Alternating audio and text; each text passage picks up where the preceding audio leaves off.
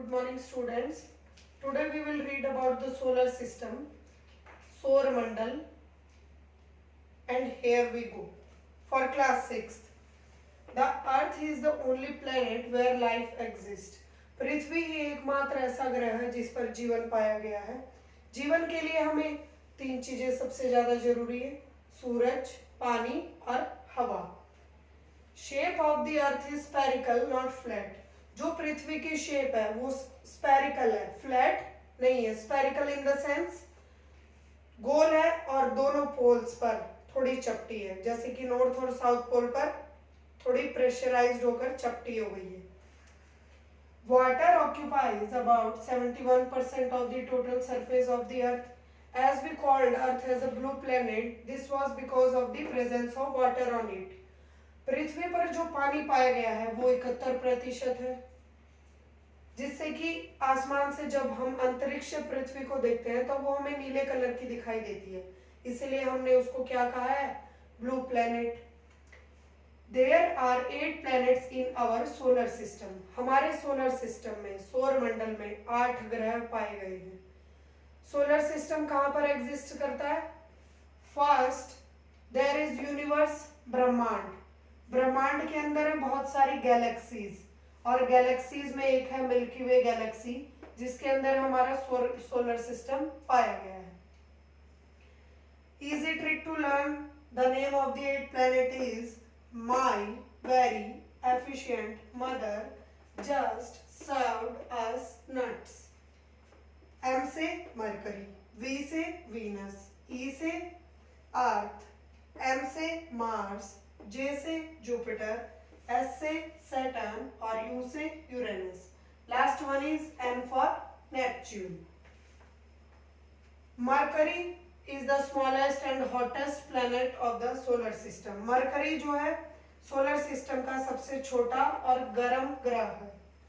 Venus, earth twin and brightest planet. Venus जो है अर्थ की बहन कहलाती है और वो सबसे ज्यादा चमकने वाला ग्रह है सोलर सिस्टम का. अर्थ यूनिक एंड ब्लू प्लेनेट. अर्थ को यूनिक प्लेनेट इसलिए कहा गया है बेटा क्योंकि अर्थ एक अनोखा ग्रह है जिस पे जीवन पाया गया है. बाकी जितने भी प्लेनेट हैं इन सभी पर कोई भी प्लेनेट ऐसा नहीं है जिस पे लाइफ एग्जिस्ट करती हो. सिर्फ अर्थ ही एक यूनिक प्लेनेट है. ब्लू इसीलिए कहा गया है क्योंकि इस पे 71% जो इसका सरफेस एरिया है वो पानी की फॉर्म में है. कुछ वाटर ओशियंस की फॉर्म में है, कुछ ग्लेशियर्स की फॉर्म में है, और जो बाकी बचा है वो river, well, pond, ground water, इन सब की फॉर्म में पाया जाता है. Mars is the red planet. इसकी मिट्टी रेड कलर की है इसीलिए हम इसे रेड प्लेनेट कहते हैं. Jupiter biggest planet of the solar system. ये सोलर सिस्टम का सबसे बड़ा ग्रह है. सैटर्न, इसके चारों तरफ रिंग्स लाइक स्ट्रक्चर पाए गए हैं. सिर्फ सैटर्न ही एक ऐसा प्लेनेट है जिसके चारों तरफ रिंग पाई गई है. Uranus, Uranus is called green planet of the solar system and Neptune is called the coldest planet of the solar system.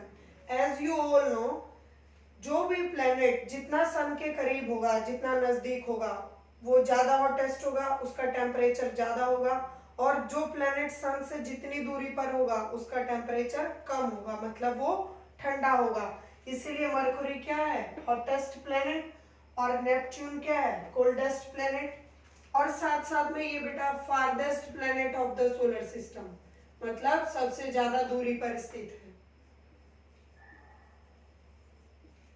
अब हम आ जाते हैं स्टार्स और सन पर.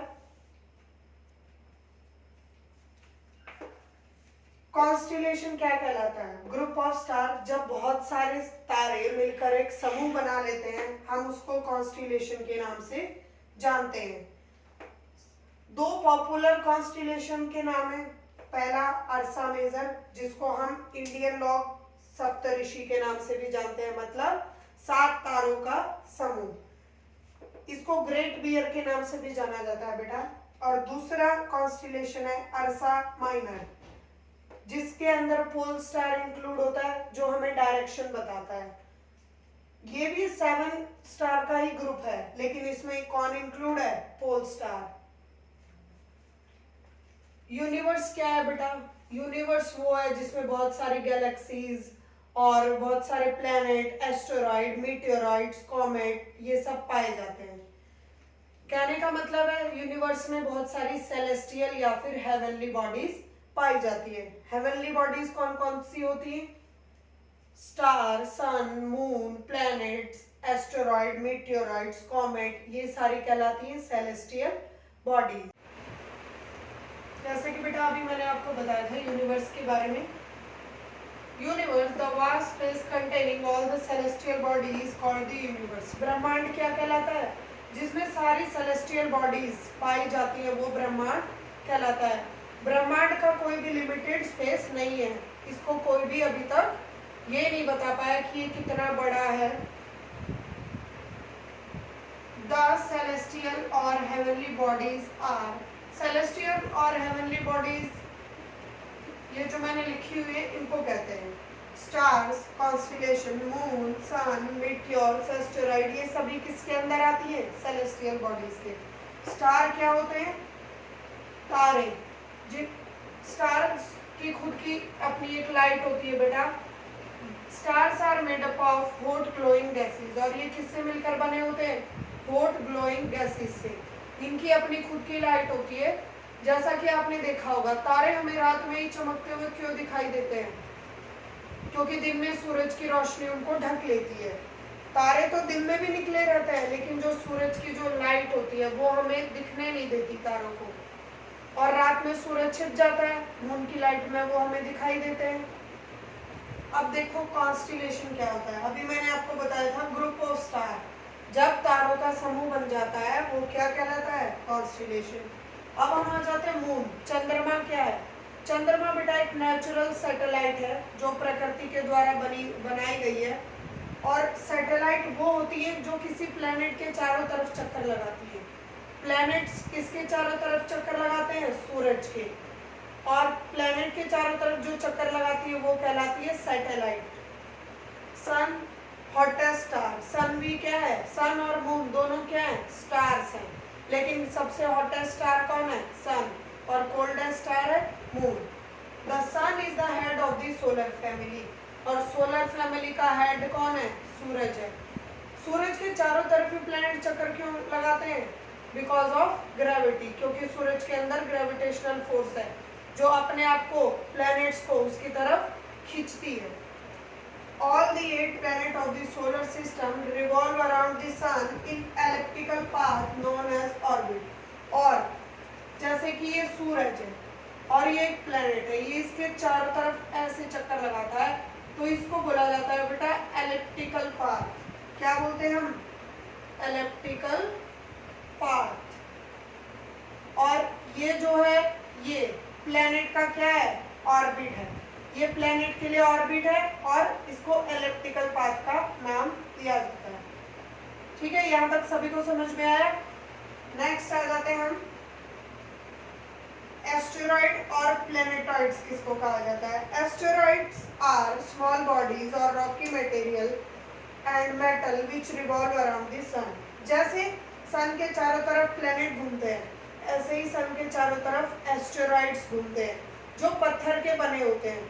कोई प्लैनेट अगर सोलर सिस्टम में फट जाता है तो जो उसके पत्थर के टुकड़े होते हैं वो हवा में तैरते रहते हैं, जो किसका रूप ले लेते हैं? एस्टेरॉइड या फिर प्लैनेटॉइड्स का। अगली बात देखते हैं बेटा मेटियोर्स और मीटियोराइट्स की। Meteors are the heavenly bodies in the sky seen as a bright streak of light that flashes for a moment. Meteors वो कहलाते हैं बेटा, ये भी एस्टेरॉइड की तरह ही होते हैं, पत्थर के टुकड़े। और कभी कभी ये जब किसी ग्रह से टकरा जाते हैं तो कहाँ पर आके गिर जाते हैं? जमीन पर, और धरती पर आके गिरने की वजह से वहाँ पे एक बड़ा सा गड्ढा बना लेते हैं। इनमें काफी हीट होती है, बहुत ज्यादा गर्म होते हैं। और जो मीटियोर्स होते हैं बेटा उनकी एक मेन कैरेक्टरिस्टिक्स है कि वो हर कुछ टाइम के बाद एक लाइट फ्लैश करते हैं, काफी दूर तक फैलती है वो रोशनी। और एस्टेरॉइड कॉन्स्टेंटली फ्लैश होते रहते हैं और मीटियोराइट्स कभी कभी एक लाइट को फ्लैश करते हैं। आगे इस चैप्टर में हम सैटेलाइट और फेजेस ऑफ मून और यूनिवर्स के कुछ और पहलुओं के बारे में नेक्स्ट क्लास में पढ़ेंगे। Thank you all.